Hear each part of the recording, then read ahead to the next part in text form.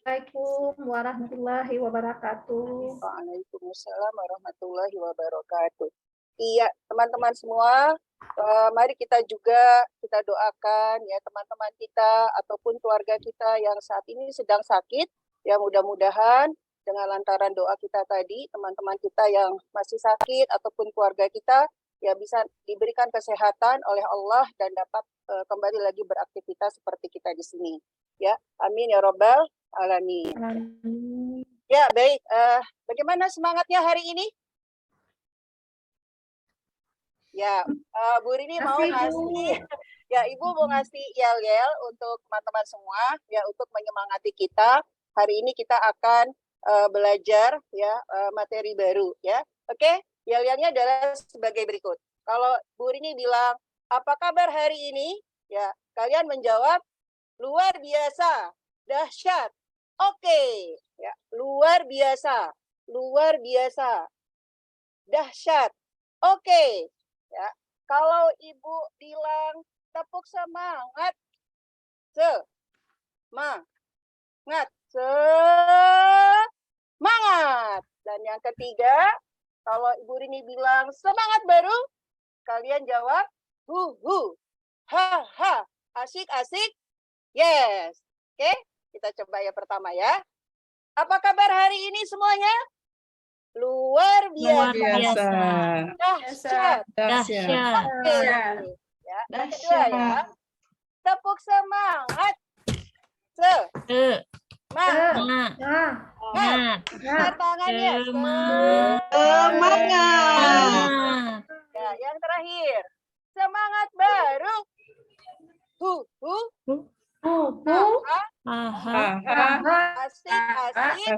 Asik. Yes. Oke, ya tentang untuk kita semua, mudah-mudahan kita diberikan semangat belajar, ya termotivasi terus untuk kalian semuanya, ya amin ya robbal alamin. Ya, baik. Selanjutnya Bu Rini ingin mengecek, memeriksa kehadiran kalian hari ini. Apakah ada teman-teman kalian yang hari ini tidak hadir? Tidak ada ya, semuanya hadir ya? Hadir semua, Bu. Hadir semua. Oke teman-teman, berikutnya ya, Bu Rini ingin mengajak kalian untuk menyanyikan satu lagu wajib nasional, yaitu lagu Indonesia Tanah Air Beta. Akan Ibu sandingkan dengan instrumentalnya untuk kita semua, untuk kita mengikuti ya. Mudah-mudahan dengan lagu wajib nasional ini dapat memupuk semangat nasionalisme kita, cinta kepada tanah air. Oke, bisa berdiri semuanya? Ya, berdiri ya sayang ya. Ya, Bu Rini putarkan.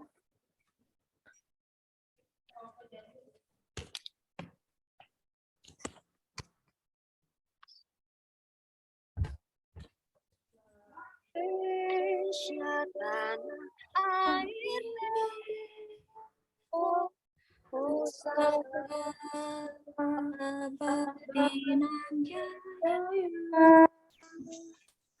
Indonesia sejak dulu kami dipuja-puja bangsa di sana tempat lahir beta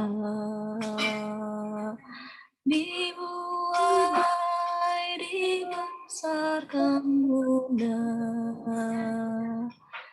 tempat berlindung di hari tua sampai akhir tutup mata.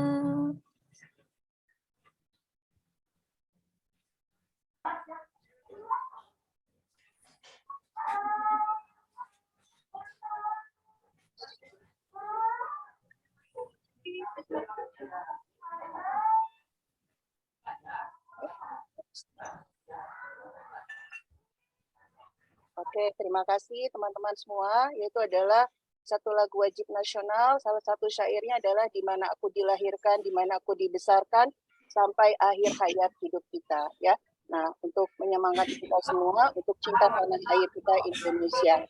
Ya, berikutnya hari ini kita akan belajar ya materi yang baru. Tapi sebelumnya Ibu ingin mengulas materi yang pekan lalu apa sayang? Kalian masih ingat? Teks tidak?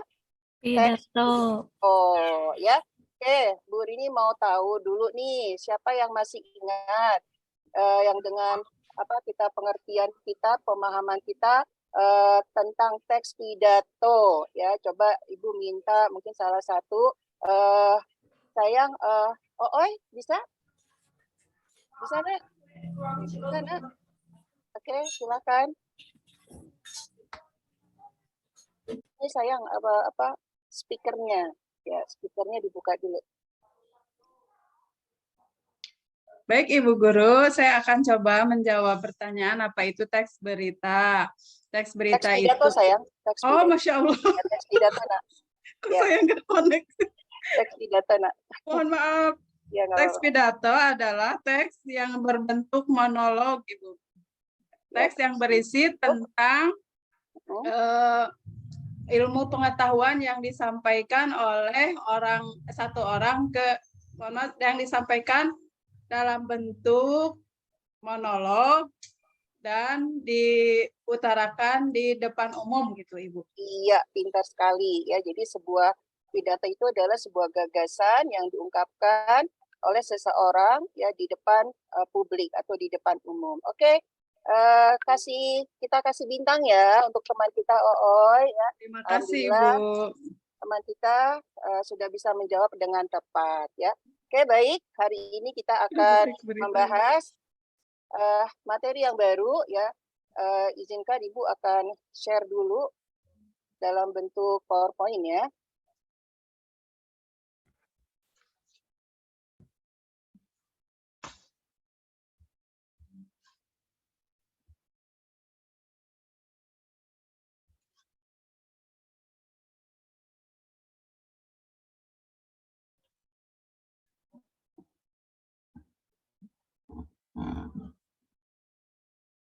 Ya, sudah kelihatan?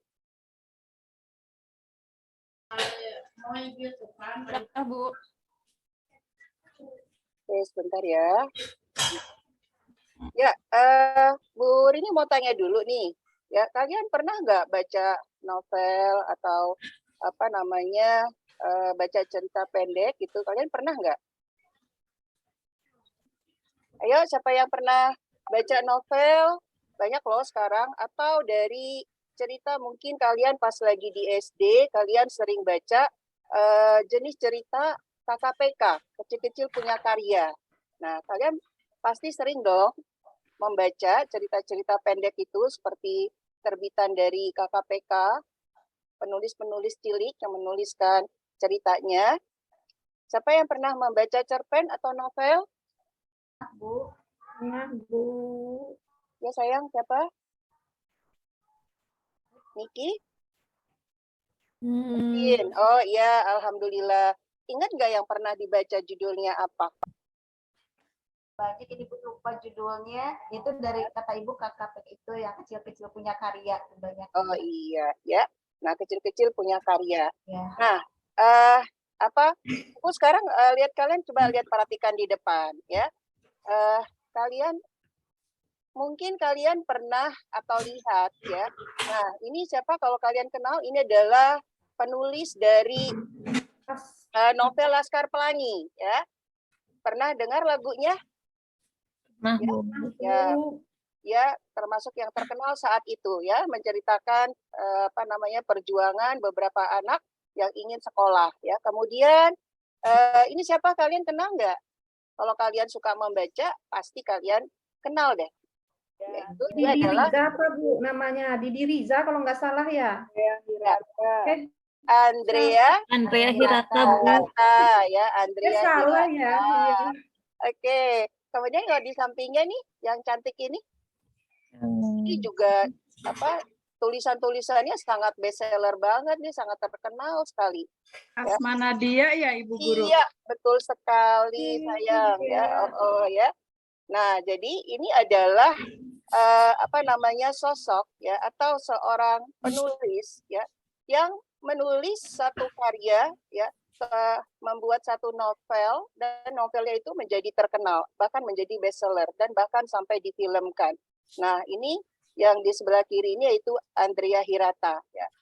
Beberapa tulisannya atau novelnya itu yang cukup terkenal adalah seperti Laskar Pelangi ya teman-teman pasti pernah baca atau bahkan pernah melihat filmnya ya. Kemudian Sang Pemimpi ya, Sang Pemimpi.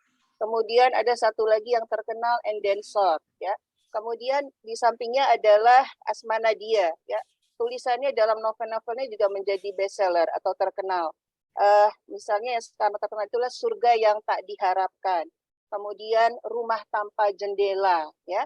Nah, itu insya Allah kalau kalian yang senang membaca ya, salah satunya adalah membaca novel ya pasti kalian akan kenal dengan penulis-penulis ini. Oke, sekarang Bu Rini mau tanya nih ya. Menurut kalian ya, apa sih manfaat kita akan belajar cerpen ini atau cerita pendek ini? Ayo, siapa yang bisa?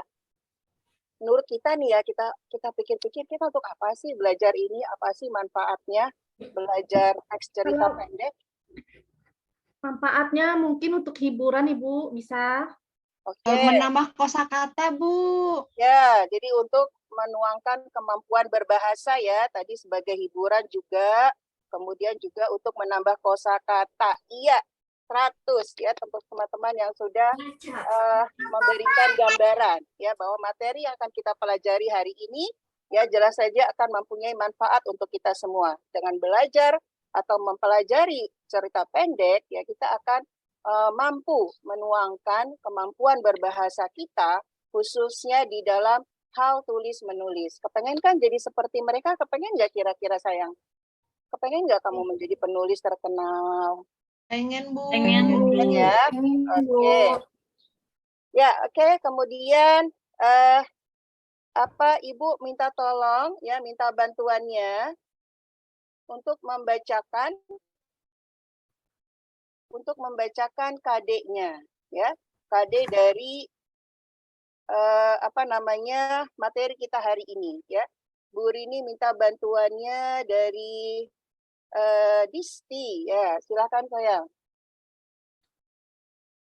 Kelihatan nggak nak? Ya, silakan Disti.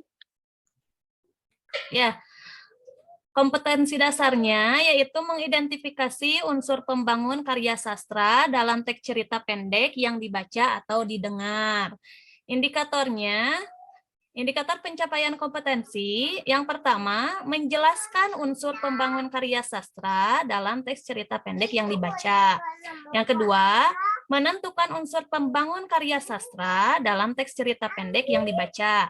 Yang ketiga, menganalisis unsur pembangun karya sastra dalam teks cerita pendek yang dibaca.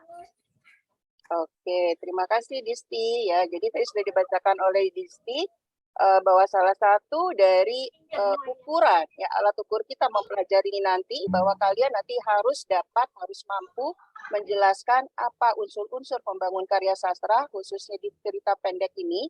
Kemudian kita mampu untuk menentukan unsur-unsur pembangun karya sastra yang ada di dalam teks cerpen ini dan terakhir kita mampu menganalisisnya ya unsur-unsur pembangun karya sastra. Oke, sebelum kita lanjut, Bu Rini ingin kalian semua untuk menonton sedikit ya video yang akan Bu Rini share ya.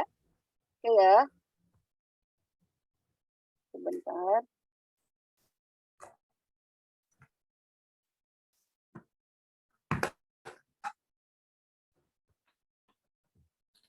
Sudah kelihatan?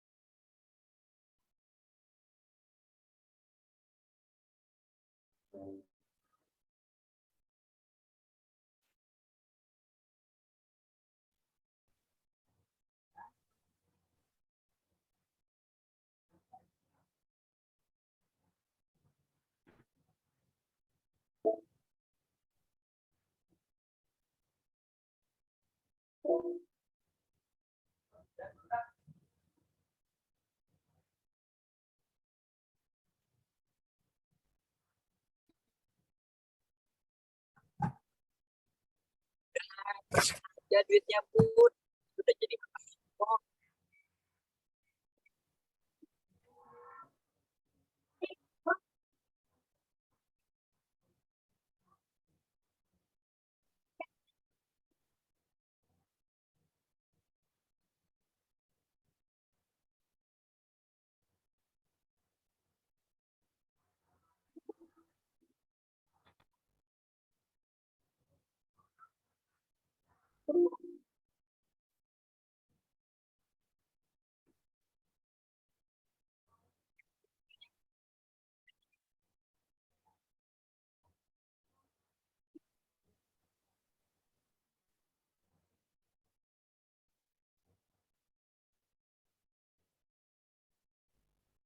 Ini berapa, Bang? Kamu janji sama Ibu. Bang, maaf. Nggak jadi, Bang.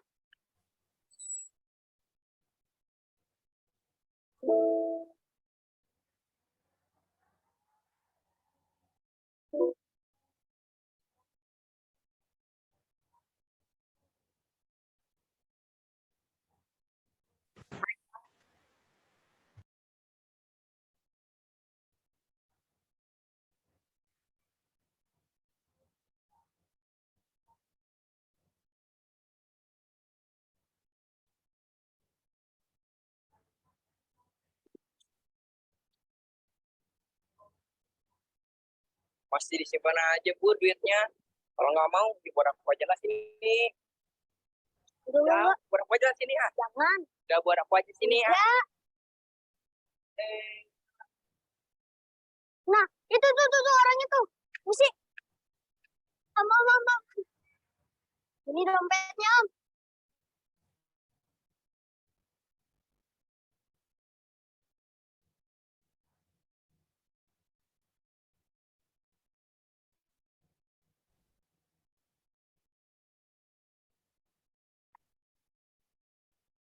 Nama kamu siapa? Video. Makasih ya Budi ya. Ya, Om.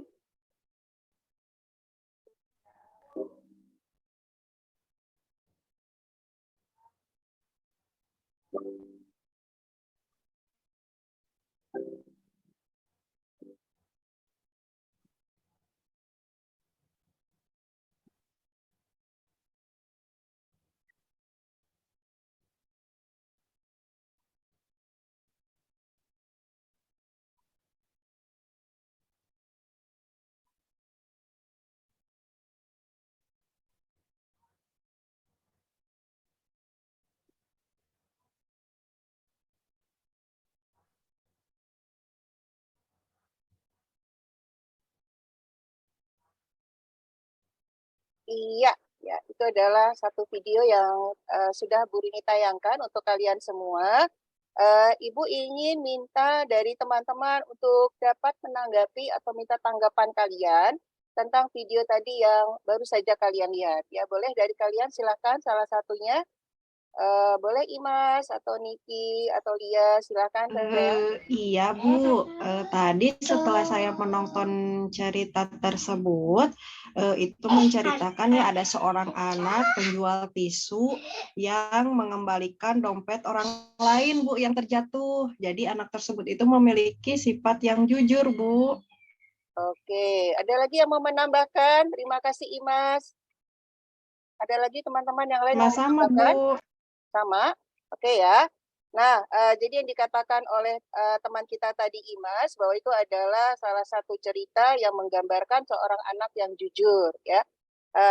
Seperti kita lihat bahwa itu adalah satu alur cerita singkat atau pendek, ya. Nah, ini yang dapat kita sebut dengan sebuah cerita pendek. Nah, teman-teman,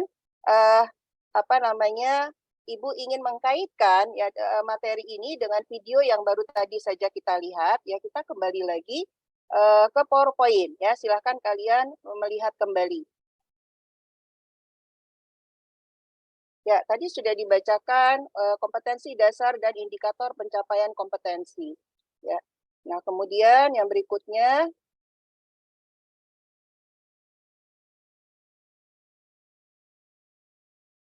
ya, tujuan pembelajaran. Boleh Bu Rini minta tolong Ananda Titi, boleh sayang silakan bacakan tujuan pembelajaran kita hari ini.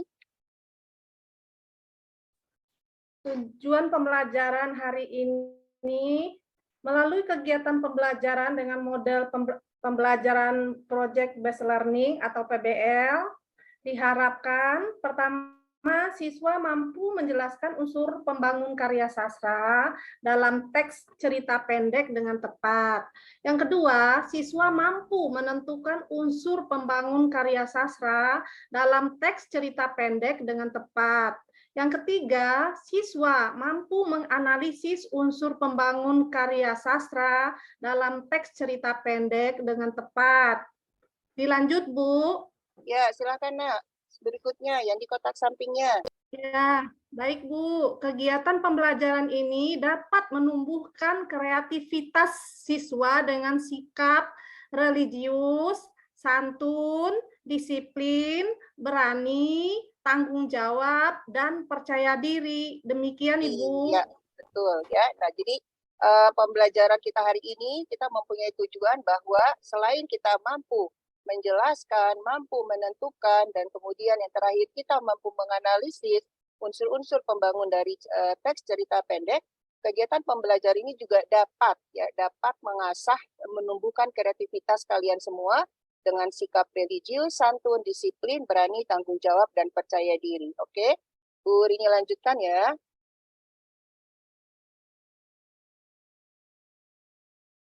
Iya, nah tadi kita sudah menonton tadi ya, video tadi, kata Dimas bahwa itu adalah sebuah cerita pendek yang menceritakan tentang kejujuran.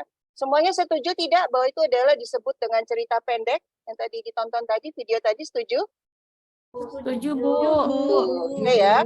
Jadi cerita pendek itu disebut juga cerpen yang merupakan bentuk prosa naratif fiktif. Artinya bukan kejadian yang sebenarnya, fiktif ya.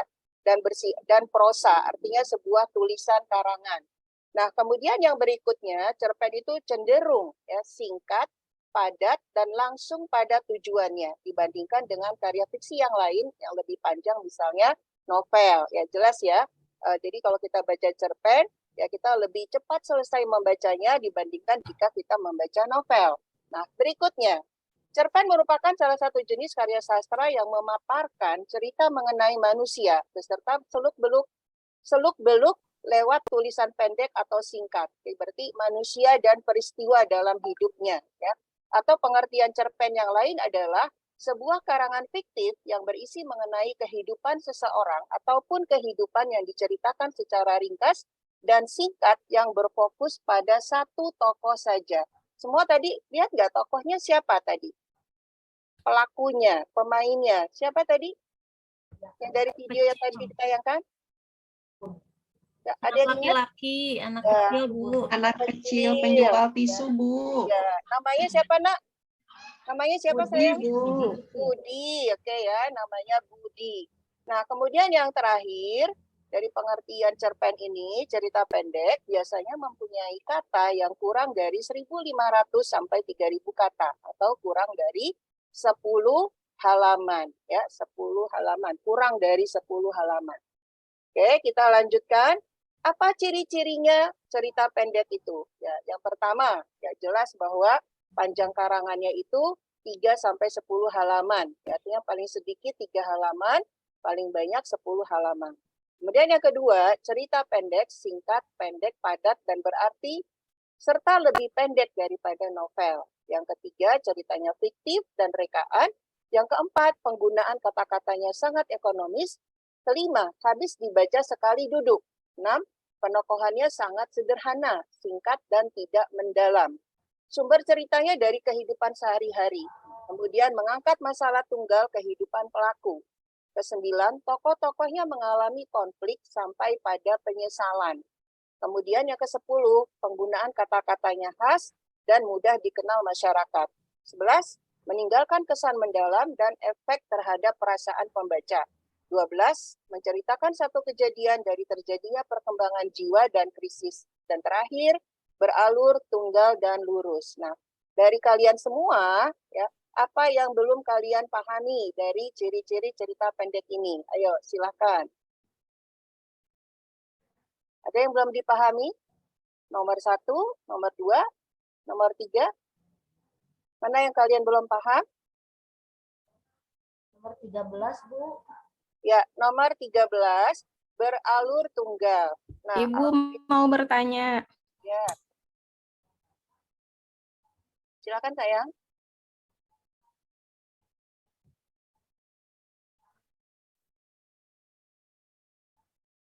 Pertanyaannya? Oh iya, ini Bu, kata-katanya khas, mudah dikenal masyarakat itu bahasanya seperti apa ya Bu? Oh iya, artinya bahasa yang ditulis di dalam cerpen itu adalah bahasa sehari-hari atau bahasa percakapan sehari-hari.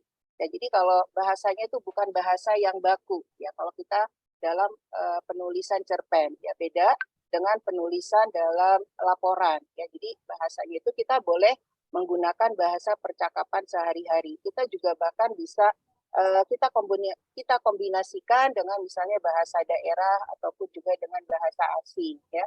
Nah, itu kalau kalian pernah membaca atau kalian pernah melihat, ya misalnya ada apa namanya novel karya Habibur Rahman, ya.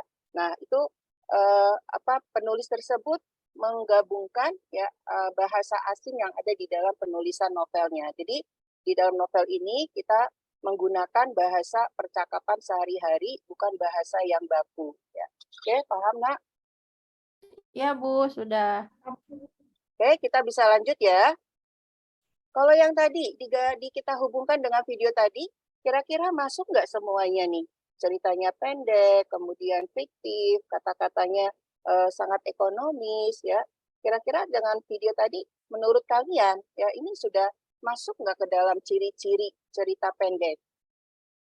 Masuk, Bu. Sudah masuk, Sudah Bu. masuk, Bu. Ceritanya pendek, bisa dibaca sekali duduk, dilihat. Oke, kita lanjut ya sayang ya. Ya, yang berikutnya adalah, nah, unsur-unsur intrinsik cerpen. Ya, unsur-unsur intrinsik itu artinya unsur-unsur yang membangun sebuah karya sastra dari dalam karya sastra itu sendiri. Ya, artinya dari faktor internal, ya, dari dalam, bukan dari luar. Nah, faktor-faktor internal inilah atau unsur-unsur intrinsik inilah yang nantinya bisa membangun atau menghidupkan hasil tulisan atau karya sastra, khususnya di sini adalah tentang cerita pendek, ya. Nah, apa saja yang menjadi unsur-unsur intrinsik itu? Ya, yang pertama itu adalah tema, ya. Kemudian latar, alur, tokoh dan penokohan, gaya bahasa atau majas, amanat, dan sudut pandang. Oke, Bu Rini ingin kalian bisa langsung melihat ya atau mengidentifikasi unsur intrinsik ini, kita kaitkan dengan yang video tadi. Oke, siap? Siap semuanya? Siap Bu. Siap, Bu. Ya, oke ya. Kita mulai dari tema, ya. Tema adalah permasalahan utama yang menjiwai seluruh cerita atau karangan, ya. Permasalahan utama yang menjiwai, artinya masalah pokok, ya, atau gagasan pokok atau ide pokok dari cerita atau cerpen yang akan kita tulis. Nah, menurut kalian video tadi, ya, itu mengangkat tema apa ya? Tadi sebetulnya Ima sudah ngasih tahu sih. Sosial. Kejujuran, Bu. Kejujuran, Bu. Iya, betul, tentang kejujuran. Pinter-pinter semua nih anak ibu ya. Oke, jadi tema itu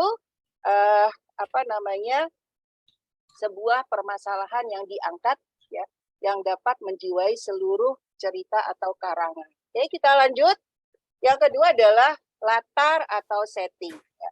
Latar atau setting adalah segala keterangan mengenai waktu, ruang, dan suasana terjadinya lakuan atau peristiwa dalam cerita.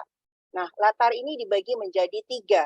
Ada latar waktu, ya misalnya pagi, siang, sore, ya. Kemudian latar tempat, misalnya seperti di rumah, di sekolah. Latar suasana, misalnya sedih, bahagia, ya. Oke, sekarang Bu Rini mau tahu nih, ya. Kalau dari video tadi, ya latar waktunya itu latar waktunya apa saja ya? Waktu Iya, siang, Bu. waktu malam, Malam. siang malam, Bu. Iya, pinter. Kalau latar tempatnya apa aja, yo? Tadi Di ada di rumah. jalan, Bu. Di Ada di jalan. jalan, Di jalan. ada di toko, Di rumah. ada Di di toko. rumah. Iya, pinter. Dan terakhir, latar suasananya. Latar suasana dari tokoh tersebut apa aja?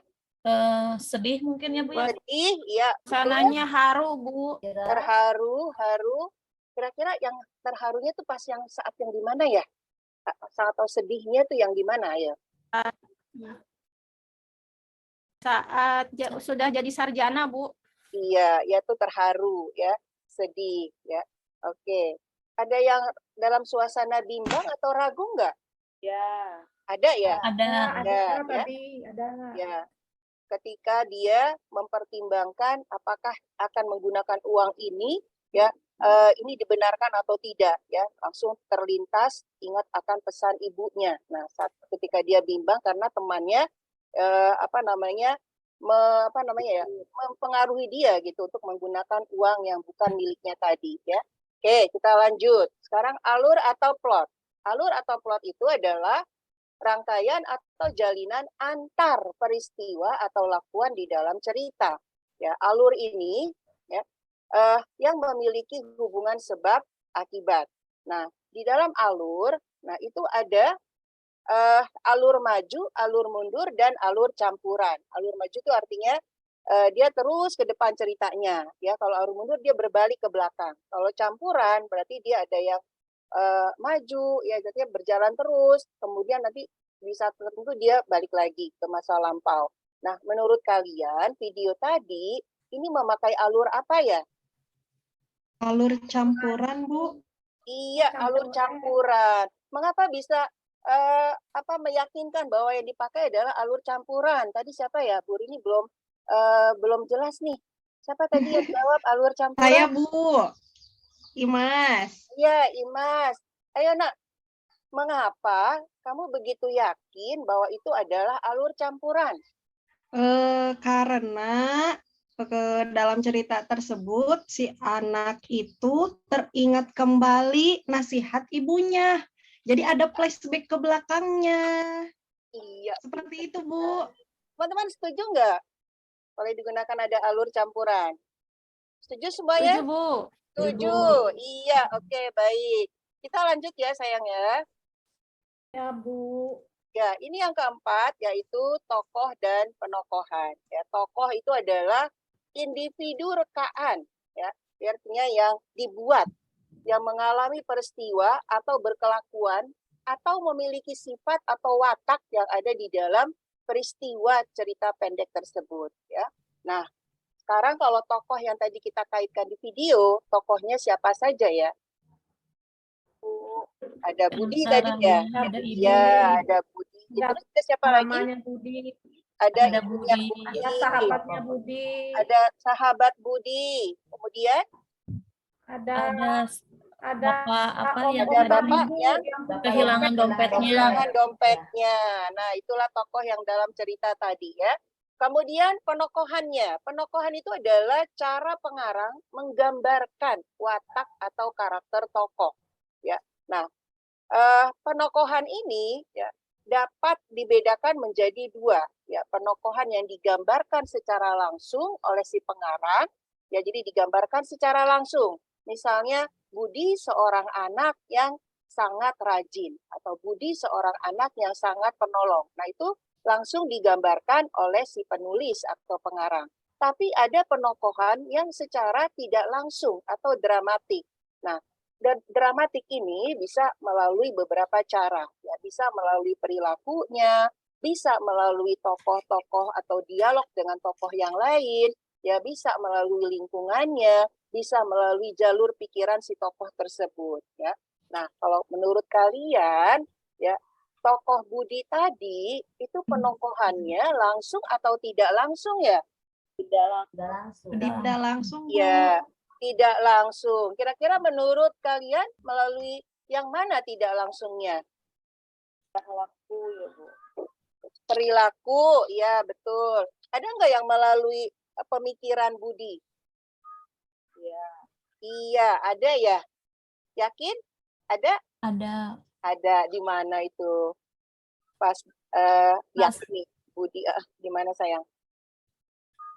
Pas berpikir mau membelikan uangnya, Iya. tetapi dia berpikir dengan jujur, dengan apa namanya, jadi dia tidak membelikannya karena itu mungkin tidak baik gitu, Bu. Ya, Jadi betul. terlihat di sana si anak itu, si Budi itu memperlihatkan jadi sosok yang baik, Bu. Gitu. Iya, jadi terjadi kontradiksi di dalam pikirannya saat dia mau tidur ya malam-malam ya, saat dia mau berbaring di tempat tidurnya terjadi seperti kontradiksi ya, dia ada pergolakan di dalam pemikirannya, ini dipakai atau tidak. Ibunya pesan, tapi temennya kayak nyuruh-nyuruh dia pakai uang tersebut. Nah, ya akhirnya Budi memutuskan untuk tidak memakainya. Nah, itu adalah salah satu contoh bagaimana penokohan itu digambarkan oleh si pengarang secara tidak langsung. Oke, terima kasih kalian anak-anak yang pintar semuanya. Oke ya, Bu Rini lanjut. Berikutnya adalah gaya bahasa atau majas. Ya, majas atau gaya bahasa itulah cara pengarang mengungkapkan ceritanya melalui bahasa yang digunakannya. Nah, penggunaan majas ini sangat penting sekali untuk meningkatkan nilai estetika atau nilai keindahan dalam setiap kalimatnya dan memiliki makna-makna dan pilihan-pilihan kata. Ya, jadi jelas bahwa majas ini menjadi salah satu pembangun dari cerita pendek karena dia memberikan nilai estetika atau nilai keindahan. Ya, nah banyak sekali gaya bahasa di sini di dalam unsur intrinsik pembangun cerita pendek. Nah, beberapa yang dapat Bu Rini informasikan kepada kalian. Yang pertama adalah metafora. Ya, metafora itu kita membandingkan satu hal dengan yang lainnya, tetapi tidak menggunakan kata pembanding. Kata pembanding itu misalnya ibarat, seperti, bagaikan. Kita tidak menggunakan kata pembanding, ya. Tapi jelas bahwa kita dengan kata gaya bahasa metafora itu melihat satu perbandingan. Nah, contohnya di sini yang Bu Rini berikan, jantung hatinya sudah lama hilang, tiada berkabar berita. Nah, jantung hati itu maksudnya adalah anak kesayangannya. Nah, itu yang dibandingkan, ya anak kesayangan itu seperti jantung di hati. Kan jantung di hati kan ini dekat sekali kan ya. Nah, itu jadi perbandingan bagaimana sayangnya ya sehingga digambarkan atau dituliskan jantung hati. Oke ya, paham ya nak ya? Nah, kemudian yang kedua, simile. Nah, kalau simile itu sama dengan metafora, membandingkan hanya di gaya bahasa simile menggunakan hiasan perbandingan. Jadi seperti kata seperti, bagaikan, ibarat, ya, bak, itu dipakai dalam gaya bahasa simile. Nah, di sini Bu Rini contohkan, kecantikannya seperti bunga mawar yang sedang mekar-mekarnya. Nah, itu ada kata seperti, ya. Kemudian yang ketiga, personifikasi, yaitu mengumpamakan benda mati sebagai benda yang hidup. Artinya seolah-olah benda mati itu bisa melakukan apa yang benda hidup lakukan, misalnya seperti manusia lakukan, ya.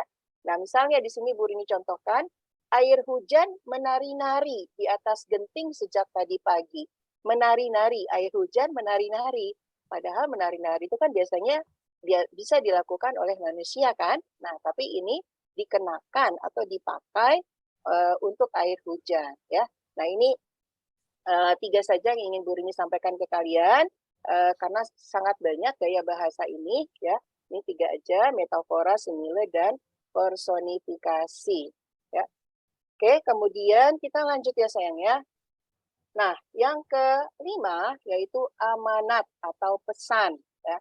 Pesan itu adalah hal yang ingin disampaikan oleh pengarang kepada pembacanya.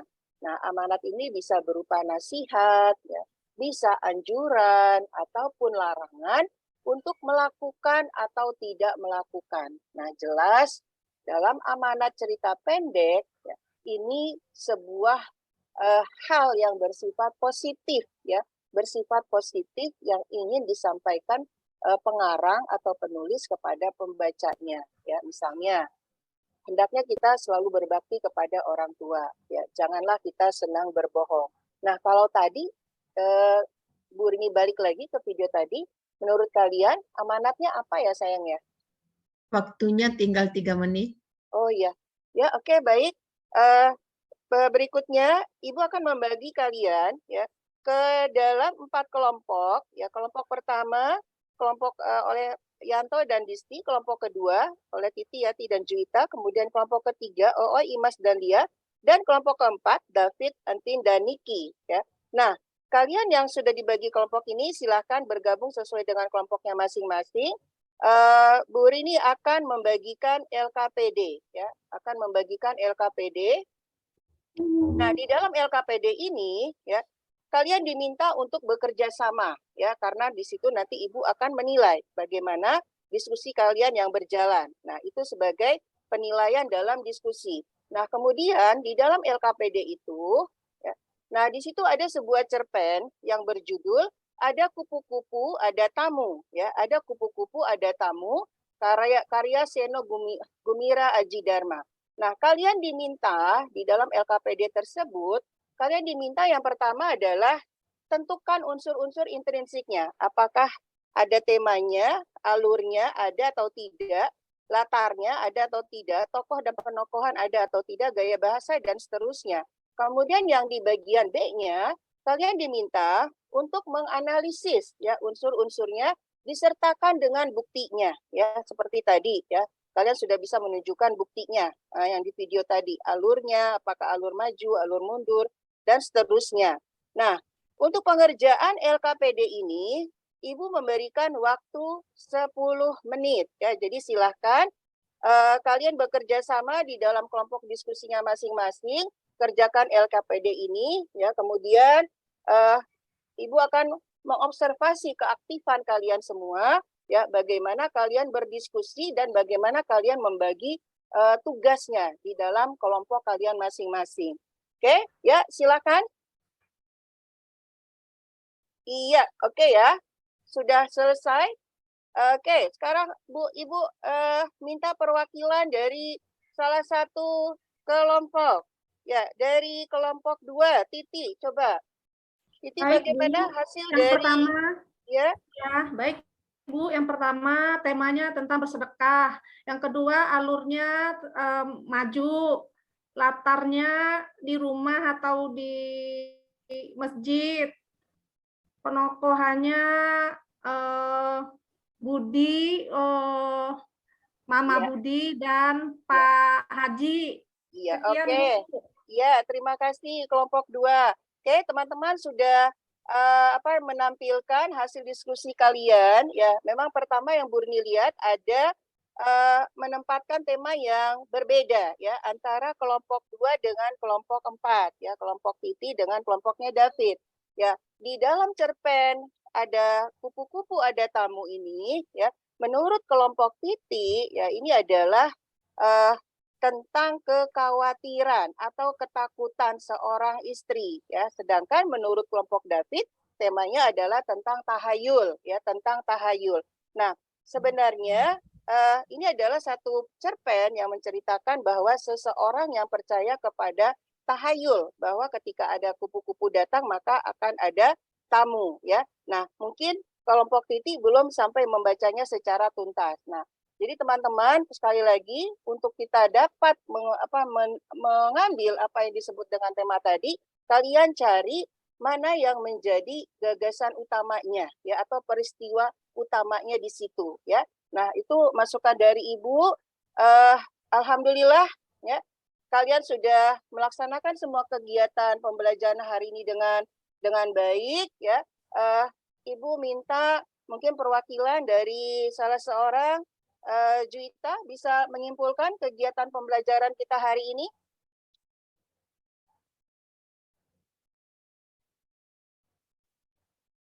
Iya, ya. Ya, alhamdulillah sudah disampaikan oleh kelompok Juwita ya bahwa hari ini kita telah mempelajari materi cerita pendek dengan unsur-unsur pembangun cerpennya ya, bahwa cerita pendek itu adalah salah satu jenis karya sastra yang mengenai kehidupan seseorang yang diceritakan secara singkat dan pendek dan berfokus kepada satu tokoh saja, dan didukung oleh unsur-unsur pembangunnya yang tadi disebut dengan unsur intrinsik dan unsur ekstrinsik. Oke ya teman-teman, sebelum kita akhiri, Ibu ingin menginformasikan bahwa pekan depan kita akan Ibu akan memberikan tugas PR untuk kalian di rumah. Ya, kalian nanti silahkan baca di buku paket, ada di halaman 59, ada cerpen yang berjudul Keadilan karya Putu Wijaya. Nah, silahkan kalian menganalisis, kalian mengidentifikasi, kemudian menentukan dan menganalisis unsur-unsur pembangun dari cerita pendek Keadilan karya Putu Wijaya tersebut. Nah, insya Allah pekan depan kita akan membahas PR yang kalian kerjakan nanti. Oke?